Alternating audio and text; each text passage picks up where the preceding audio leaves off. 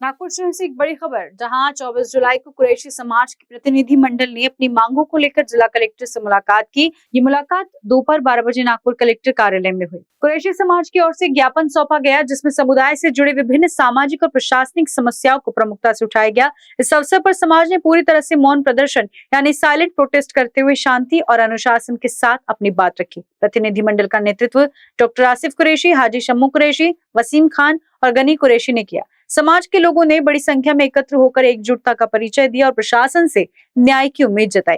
कुरैशी समाज ने साफ कहा है कि वे अपने अधिकारों के लिए शांतिपूर्वक संघर्ष करते रहेंगे और उम्मीद करते हैं कि प्रशासन उनकी मांगों पर गंभीरता पूर्वक विचार करेगा।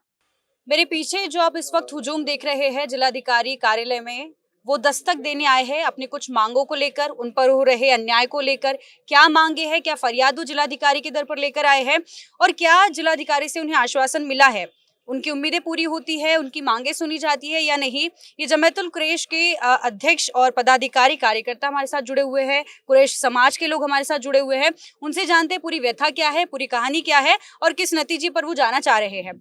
इस वक्त मेरे साथ मौजूद है जमातुल कुरैश के नागपुर कामठी के president doctor Asif Qureshi. Sir, क्या बताना चाहेंगे, क्या पूरा मामला है और क्या एक्चुअली जो आपने सुना होगा कि 2015 में जो गौवंश का कानून जो आया था, उसमें जो वैध व्यापार है कि एक बाजार से दूसरे बाजार पे व्यापारी, जो कुरैश समाज का व्यापारी तबका है, वो एक बाजार से दूसरे बाजार में लिया कर अपने जानवर को बेच सकता है, जिसमें बैल भैंस सभी अलाउड है। और भैंसों और जो बफेलो है उसकी स्लॉटरिंग भी उसमें लीगल करार दी गई थी। लेकिन 10 साल से हमारे को उत्पीड़न किया जा रहा है और पुलिस को जो असामाजिक तत्व है वो उत्पीड़न का ऐसा है कि गाड़ियों को पकड़ते हैं, गाड़ियों को चेक करते हैं और गाड़ियों को हताश करके, लोगों को हताश करके, मारपीट करके माल को पकड़ा जाता है, माल को गौरक्षण में डाला जाता है। जैसे कि आपको मालूम है कि गौरक्षण 2 प्रकार के होते हैं, एक गवर्नमेंट और एक निजी होता है। ये ज़्यादातर कोशिश करते हैं निजी गौरक्षण डालने की, क्योंकि निजी गौरक्षण से इनका एक अलग व्यवसाय का एक चैनल बना हुआ है, जो वहाँ से निकाल के वो दूसरे बाजारों में जाके बेचते हैं। ये एक ऑर्गेनाइज क्राइम है एक्चुअली गोइंग ऑन, और ये पुलिस को ये मिसगाइड करते हैं इस मामले में। तो पुलिस और हालांकि कानून में ये प्रावधान है कि जब अगर कोई चीज़ें अगर अगर कोई इसमें शक आता है तो पहले पुलिस अपने लेवल पे उसको क्लियर करे, इन्वेस्टिगेट करे और जगहों पे उसको उसका प्रावधान इसका सोल्यूशन दे।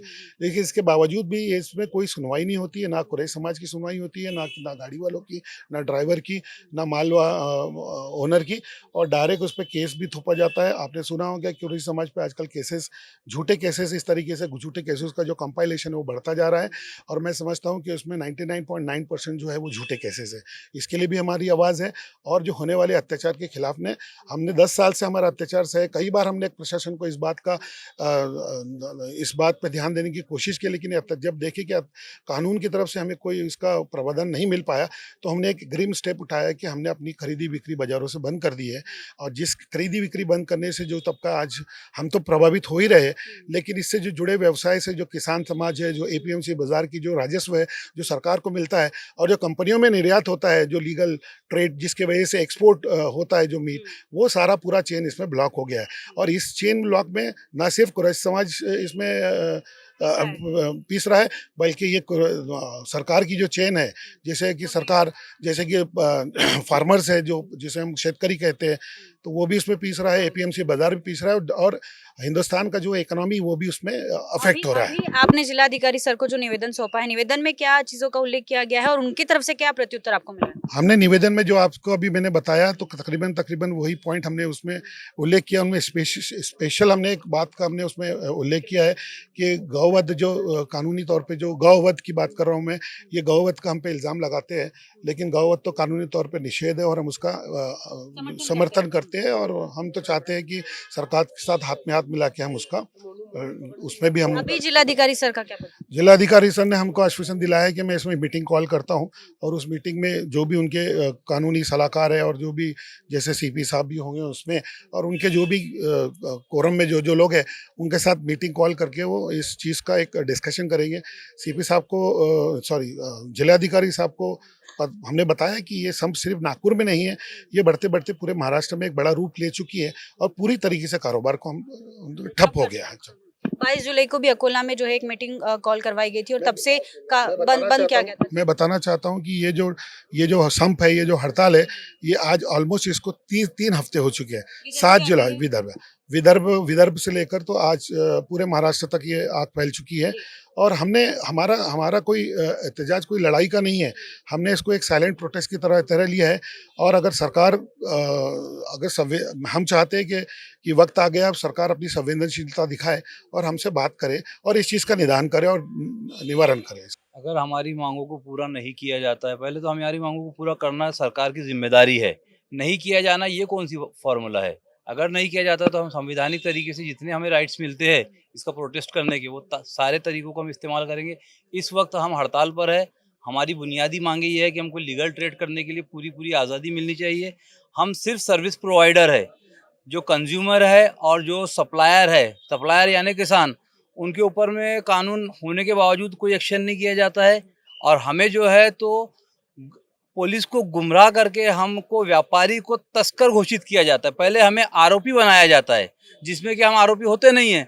3 बार आरोपी बनने के बाद हमें अपराधी घोषित करके हमारे ऊपर में तड़ीपार और मकोका की कार्रवाई की धमकी दी जाती है। तो ये जो है हमारे साथ में ज्यादती हो रही है, कानूनी तौर पर ज्यादती की जा रही है, जो गुमराह किए जाने की वजह से और बड़े प्रेशर की वजह से हो रहा है।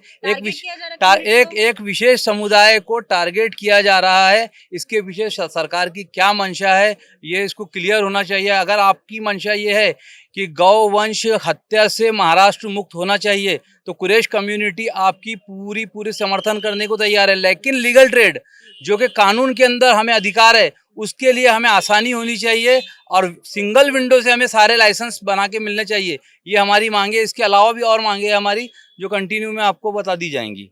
ठीक है। ये आईपीसी 323 है, 341, 147, 148, इसके तहत में ये कानूनी जुर्म है। किसी को रास्ता रोकना, किसी को मारपीट करना, व्यवसाय में बाधा डालना, और ये मॉब लिंचिंग के ये सारे हमने आईपीसी निकाला है।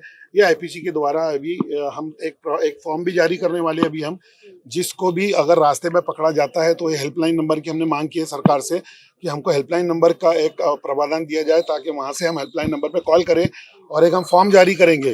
उस फॉर्म के तहत में ये सारे आईपीसी की धारा के तहत हर एक वो इंसान जो असामाजिक तत्व का शख्स है, जो इस तरीके की एक्टिविटी करता है, उसके खिलाफ इन सारी धाराओं के खिलाफ इन धाराओं के तहत मुकदमा दर्ज किया जाए। ये हमारी मांग है। अब कुरैशी कम्युनिटी के इस एहतजाज में, जो कि साइलेंट प्रोटेस्ट उन्होंने कहा है, और क्या मांगे थी, क्या जिलाधिकारी जी ने प्रत्युत्तर उनको दिया, ये सारी तमाम चीजें हमने जान ली। अब इनके समर्थन में कांग्रेस शहर कमेटी के अल्पसंख्यक कमेटी के प्रेसिडेंट वसीम खान सर भी हमारे साथ जुड़े। सर, आप क्या कहेंगे इस पूरे मौजू पर? देखिए कि जो कि विदर्भ लेवल पे नागपुर और कामठी के कुरैश जमात ने 7 जुलाई से एक बेमुद्दत हड़ताल का कॉल किया था। जो वो बेमुद्दत हड़ताल बहुत ही पुख्ता तरीके से सक्सेस हो रही है, क्योंकि इन लोगों ने पहले विदर्भ में जगह जगह पे घूमकर हर एक कुरैश जमात के लोगों को स्ट्राइक का बोला और उन्हें सभी का समर्थन मिला। अब हमारा नेक्स्ट स्टेप जो कुरैश जमात का था वो कलेक्टर साहब से मिलना था, क्योंकि इनका बहुत ही एक बेसिक इनकी मांग है कि ये जब वहाँ से खरीदी बिक्री जानवरों की बाज़ार से करते हैं, तो एक काश्तकार से जब खरीदी कर रहे हैं वहाँ तक ये सेफ रहते हैं। जब ये रोड पर आते हैं तो रोड पे इनके जानवरों को छीन लिया जाता है। इनके साथ बहुत ही घटिया तरीके का व्यवहार होता है। इनको एक हिसाब का मॉब लिंचिंग का सामना करना पड़ता है। आप देख सकते हो पहले इनके साथ कई मॉब लिंचिंग हुई है। वही बेसिक मांग थी कि ये जो असामाजिक तत्व है, मैं खुलकर कहूँगा कि विश्व हिंदू परिषद और बजरंग दल के गुंडे इनके साथ मिलकर मारपीट करते हैं। कुछ पुलिस के लोग भी इनके साथ इन्वॉल्व हो जाते हैं। जो कुरैशी और जो ट्रेडर पैसे वाला रहता है उससे पैसे लेकर छोड़ दिया जाता है, और जो गरीब कुरैशी रहता है या गरीब ट्रेडर रहता है उसको पकड़कर उस पे आड़ी टेढ़ी कलमे डाल दी जाती है। आपको लगता है कि पुलिस प्रशासन और इस तरीके के जो असामाजिक तत्व, आपने जो दलों के नाम लिए हैं, जो संगठनों के नाम लिए, कि उनकी साठगांठ में टारगेट करके कम्युनिटी को लूटा जा रहा है? उनको मिसगाइड किया जा रहा है। उनको पुलिस वालों को ये मिसगाइड किया जा रहा है कि इसमें गाय की ट्रेडिंग हो रही है, लेकिन एक गाय की ट्रेडिंग नहीं हो रही है। और इन सब के पास खरीदी बिक्री का लाइसेंस रहता है। बुफेलो और काले जो भैंस बोलते हैं वो जानवरों की इसमें ट्रेडिंग होती है, और वहाँ से चेक होकर बाकायदा स्टैम्प और सेस भरकर निकाला जाता है। उसके बाद यहाँ आकर मॉब लिंचिंग हो रही है, यहाँ आकर उनका पकड़ धाड़ हो रहा है। इस पे पुलिस ने कड़ी से कड़ी कार्रवाई करना चाहिए। आगे ये समाज बेमुद्दत हड़ताल कर रहा है, अगर से ये कभी इन लोगों ने अगर से सर्विस प्रोवाइड नहीं करे तो इंडिया की इकोनॉमी को एक बहुत बड़ा खतरा है। Final message was very simple, अगर से हमारी मांगे पूरी नहीं हुई तो हमारी हड़ताल बंद नहीं होगी।